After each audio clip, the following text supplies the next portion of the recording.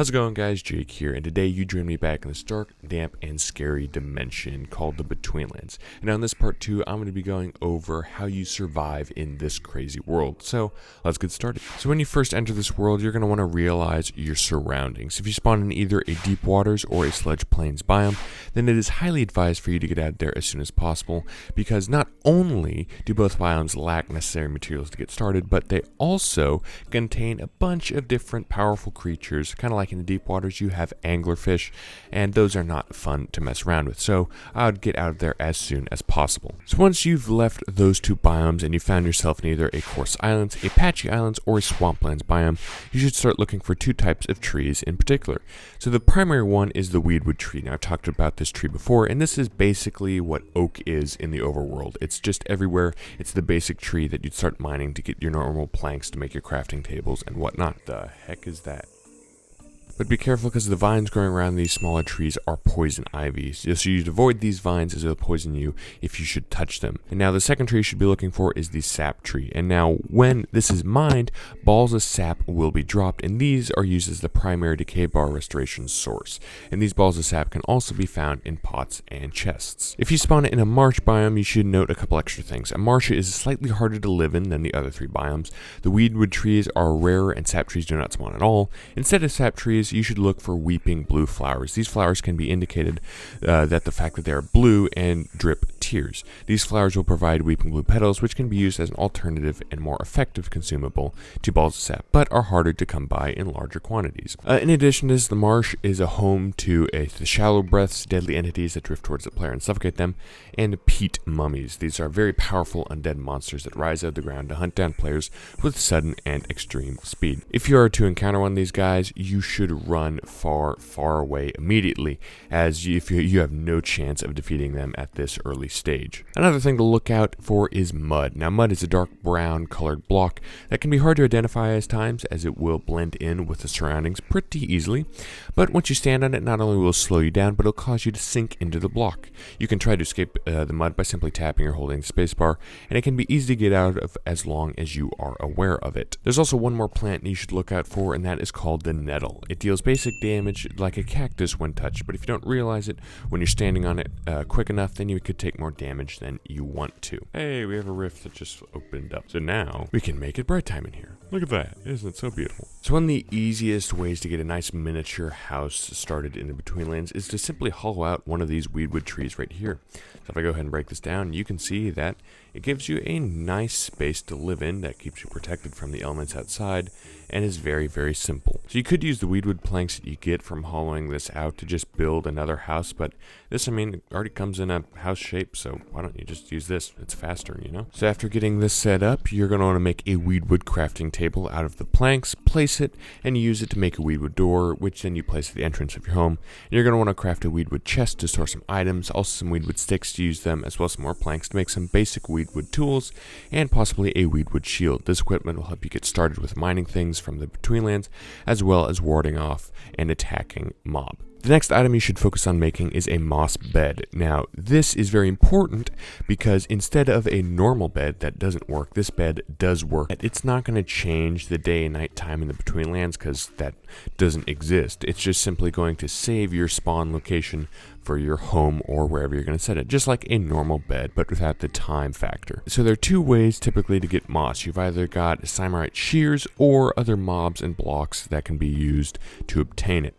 The only problem is fighting mobs to drop moss at the early stages of your survival is not the best idea, so you probably just want to get those shears very quickly. So now with your home out of the way and you're ready to go, So now with your home out of the way and you're ready to explore the Betweenlands, the first thing you're going to look for is food, because as I said in the last part, you cannot bring any food through the portal, otherwise it will turn to rotten food and you cannot eat it, or get very sick if you do so. So the swamplands are covered in two types of mushrooms, black hat mushrooms and flathead mushrooms. And these mushrooms can be harvested and will provide a minimal amount of hunger points, but they'll also inflict the negative status effect that will increase the rate it goes down. Now these mushrooms serve as a very common food, not too sustaining food source, so you should only really consume these if you have large quantities of them at one time and no other alternative food source is available. The patchy islands can occasionally contain giant bulb cap mushrooms. These smaller bulb cap mushrooms growing around them when harvested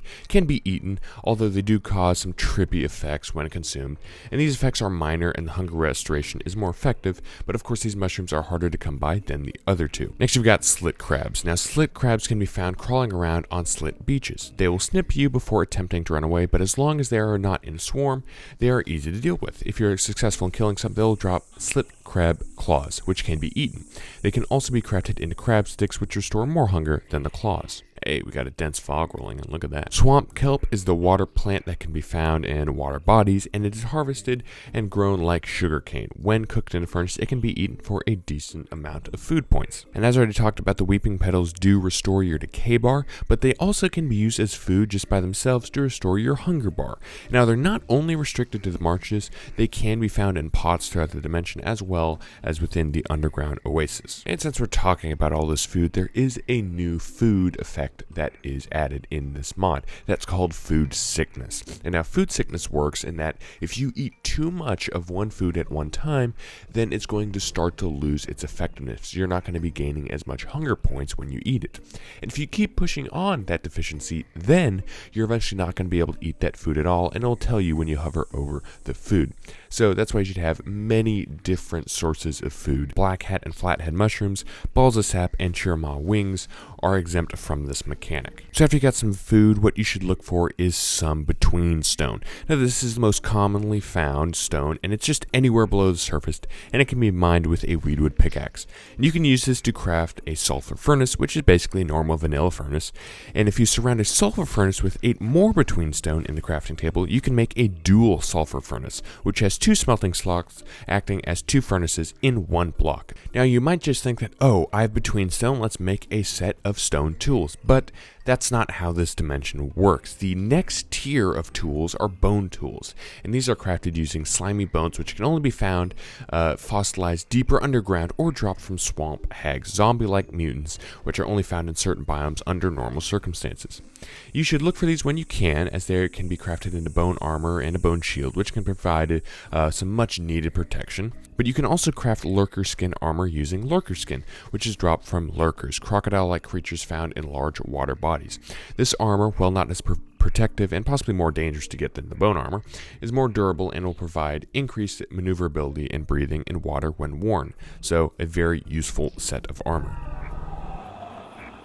Well, that was creepy. You can also find crag rock in the coarse islands and deep water biomes. This rock will be useful for crafting the mortar, the pestle, and the alembic, which was more important later on for grinding and distilling items. Also, both crag rock and between stone can be crafted into decorative blocks, including slabs, stairs, and walls, which may be nice for building and expanding your house if you want to. Now, one of the primary ingredients in many recipes of the mod is swamp reed. Now, this plant grows very similarly to sugarcane and can be found primarily in lusher biomes. It can be harvested and either crafted into reed rope or smelted into dried swamp reed. Now, reed rope is used in many crafting recipes, including the weedwood bow, a quicker alternative to the normal bow, and weedwood buckets. Dried swamp reed can also be crafted into thatch, a decorative block, as well as reed donuts, which are a relatively efficient food source. And now I mentioned the weedwood bow, and if you want to use it, you're going to need a specific type of arrows. Now, these arrows are the angler tooth arrow, which can be crafted with a weedwood stick, a dragonfly wing dropped from dragonflies, insects that fly around in the coarse islands, and an angler tooth, obviously dropped from anglers. These arrows can also be crafted with poison glands dropped from blood snails and poisonous frogs to make poisoned angler tooth arrows, which apply poison in addition to the normal damage. Both of these arrows can be found rather commonly in pots of chance, which are underground or naturally generating structures. And now we move on to the purifier. So what you're going to find is that when you use your tools, they're going to begin to corrode over time, and as they corrode, they'll become less effective. Now, to restore this, you need to put your tools to a clean status, and that is why you need to obtain a purifier. Inside the purifier's GUI, you can put your corroded tool with sulfur and water obtained from a weedwood bucket. Just after a few moments, the tool will be clean again for the time being, and then you'll repeat that process when it starts to get corroded more and more. So once you feel you're ready, you'll want to look for the Betweenland caverns. Now, some biomes will contain entrances to these caverns, but if you're unsuccessful in finding this entrance, just dig down and you should find a cave. Now, never dig straight down, not only because that's a common Minecraft rule, but also because these caverns are massive. So if you were to dig down right here, you could easily fall all the way down and die. So these caves contain lots of betweenstone, unique flora, occasional ravines, bat-like creatures known as chromas, stalactites, and among these, the common appearance of swamp hags and wights, angry spirits that are powerful but can be avoided just by simply sneaking when you are near them. And you'll find a variety of ores down here as well. The first ore we have is sulfur ore, and this is a rather common and important resource down here as it is the Betweenlands equivalent to coal. It appears yellow and will give off potion-like particles. Sulfur can be used to make sulfur torches, which provide light even in the dimension. As I said before, torches do not work.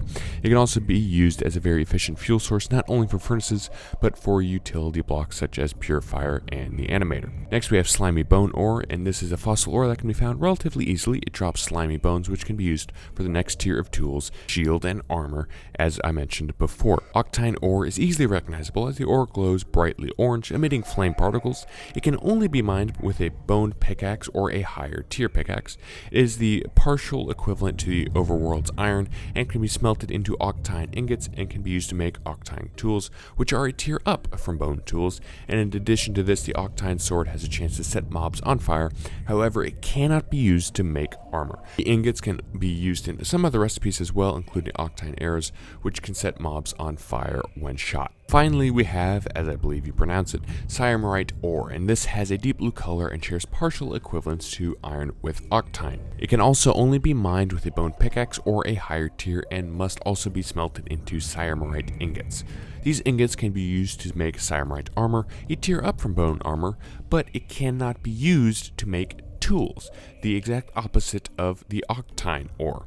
The ingots can also be used in many other utility blocks, including the compost bin, which may be useful by this point if you're ready to start farming. Now, when exploring these caves, you're going to look out for thorns. Now, these are kind of like the nettles in that they grow like vines and will damage you if you touch them. There are also occasional underground oases, patches of flora underground containing valuable natural resources such as weeping blues and bulb-capped mushrooms. They also contain a spawner that can spawn 1 of 5 different dangerous creatures, which can cause some trouble, but can also be utilized in the future for some farming. Now, another thing you can find in these caverns are tar pool dungeons. Now, these are pretty rare. Now, these spawn tar beasts regularly. These lumbering beasts will have multiple different attacks and are likely to be too powerful at the current time for you to face. However, if you can manage them, they will drop tar drip and rarely tar beast hearts, which can be used in the making of tar minions to assist in combat. They can also be used to make a boss summoning item known as the mummy bait and a weedwood rowboat with which to traverse the waters of the dimension more effectively. Now, while down in these caves, on occasion you'll also find groups of pots of chance. These pots can be broken by hand and contain a variety of different items, from common resources such as sulfur and reed rope to more rare items such as item scrolls, and these can be animated in an animator to get a random item. And basilisk arrows, a special type of arrow that can petrify mobs. However, they also have a chance to spawn a terminite, a pesky insect, which can become very dangerous in swarms. Some parts of these caves are known as limestone caves, which have their betweenstone replaced by limestone, primarily a block used for the crafting of decorative blocks. Limestone can also be grinded into limestone flux, which can be used to double the output of octine ore and simerite ore that is smelted in the furnaces. Now, if you venture deep enough into the caves, you'll enter a new cave layer known as the Lake Cavern layer. This layer contains new stone, pit stone, which can be crafted into decorative blocks, and pools of stagnant water, as this one right here. And the bottom half is completely submerged in swamp water. It also contains the most valuable ores in the dimension. First, we have valonite ore, and this has a light pinkish color and is rather rare. It can only be mined with an octine pickaxe or higher tier and drops valonite shards. Valonite is a betweenland equivalent of diamond. It can be crafted into valonite tools and valonite armor, which is the best craftable tiers of equipment. It can also be crafted into the sickle, which is an item important in the harvesting of plant items needed in herbal lore, and I'll get to that a little later. We have scabist ore, which has a pale bluish color and is a tad less rare than valonite. It can be mined with any pickaxe and drops scabist. Scabist can be coated on betweenland tools to temporarily keep their corrosion levels from going down, and it freezes it at the level it was when coated, but makes it unable to be purified to reset its level until the coating is depleted. Anywhere between 1 and 8 scabist can be crafted with a tool, and each piece provides a small value of coating. Finally, we have life crystal ore, and this is the most unique of all the ores. It is a white crystal that only spawns as part of a stalactite-like pitstone spikes, which can be found submerged underwater. These white crystals are difficult to find, but when mined with an octine pickaxe or higher tier, they drop life crystals, which can be used in animating within an animator, as well as in automating parts of the function that the mortars and the infusers have. And once you have the required materials to make a caving rope, this makes navigating caves much easier. This rope creates a trail behind the player with glowing anchor points that can easily be tracked in cleaning up, allowing them to retrace their steps out of this cave, because it can be pretty confusing sometimes. Don't you love this weather? Let's put both dense fog and rain together. So I'm gonna hide in my house. Now there are plenty of small structures defined in this dimension, such as the marsh ruins, ruins from marsh, ruins from sludge plains, shrines, or underground ruins. Now these may contain pots or weedwood chests with loot, and maybe even a spawner that spawns dangerous hostile mobs. Now there is a very large structure known as the Crag Rock Tower, which contains multiple pots, chests, and spawners, and is a prime place to find valuable and rare items while not being too hard to find. But it contains multiple rooms of increasing difficulty. There's a single massive dungeon structure that is central to progression in this mod, and it's called the White Fortress, and that's spelled W-I-G-H-T, and this contains one of the mod's bosses. But you should take the time to become more powerful in the dimension before taking it on, for it contains multiple spawners and traps, and there'll be even more comprehensive structures to explore in the future, such as tribe settlements and ancient temples. So now we're going to move on to expanding your home. Now this allows you to take advantage of farming and herbalore that is included in this dimension. Now some of the basic things that you can use to help move around your home faster are weedwood chip paths and weedwood walkways. And you can kind of see it right here. Ooh, something poisoned me. You can kind of see them right here, and these are the walkways that are typically used to walk across water. And these, when you're on top of them, will give you a speed 2 boost. So very, very useful to get around your house much more quickly, especially since you can have mud typically slow you down. Then there is a variety of farms you can set up, but the easiest farms to set up are swamp reed and swamp kelp farms.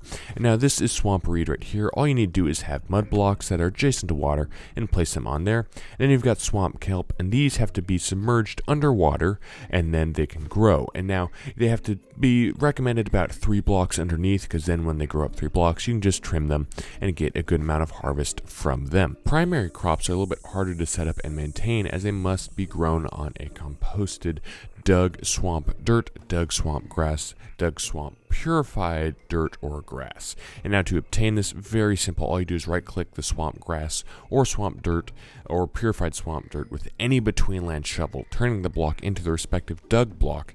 Then fill that hole with compost. Compost can be obtained by composting composable items in the compost bin. Once filled with compost, the block can be planted with the following crops. The white pear bush, planted with white pear seeds. When harvested, will drop white pears, which are edible and can be crafted into other food items to increase their sustenance. You've got yellow dotted fungus. This is planted with spores. When harvested, will drop yellow dotted fungus, which is edible and provides great sustenance. Then you've got aspectrus plant, planted with aspectrus seeds, must grow on a rubber tree plank fence, and also must be imbued with an aspect vial of your choosing to grow. When harvested, it will drop an aspectrus fruit, which is imbued with the same aspect used to grow the plant and can be used in making infusions. And I'll get to all that complex stuff a little bit later. Now do note that all these crops will consume the compost in their dug hole after 3 crop harvests, and they are in danger of decay if not planted on composted, dug, purified swamp dirt or grass. The composted block underneath them can decay, which can stop their growth, and if they are mature and unharvested when this happens, the plant will decay as well, making it drop nothing but seeds. And decayed plants and composted blocks can be temporarily cured using plant tonic. There's currently one breedable mob in the Betweenlands. Well, hello there. There's currently one breedable mob in the Betweenlands, the mire snail. Now, mire snails can be attracted and bred using sludge balls. However, instead of producing a baby snail, they will lay a snail egg. This egg will sit on for a period of time before hatching into another full-grown mire snail. Of course, to keep these snails protected under locks, one can fence them in. Blood snails cannot be bred, though. Finally, rubber trees can be tapped. Rubber trees are found relatively commonly in swamplands biomes and can be grown with rubber tree saplings. If you place a weed wood or Cimarite bucket on a naturally grown rubber tree log, along with having a reed rope in the inventory which will consume it, you'll place down a rubber tap on the log. The tap will eventually fill with sap and the Cimarite rubber taps will function faster. When full, it can be broken or collected with an additional bucket, yielding a rubber bucket. Melting a rubber bucket made from weed wood will directly yield rubber balls which destroy the bucket in the process, while using a Cimarite bucket will result in Cimarite bucket with solid rubber, which can be right-clicked to separate the rubber ball and the empty bucket. Rubber balls can be used in making rubber blocks as well as in rubber boots and denture disc vials. Rubber boots will allow you to traverse mud and other slowing blocks without being slowed or sinking. And that's pretty much it for this very basic guide to survival and how to get started in this world. Now, in latter parts, I will go over some more of the mobs, structures, and all that stuff in more detail, but for right now, this is what you need to do to get started in this crazy world. But for right now, thank you guys for watching. If you liked it, leave a like and subscribe. Also, comment down below any questions you have for this mod or any other mods you'd like me to review, and I'll see you all in the next video. High five.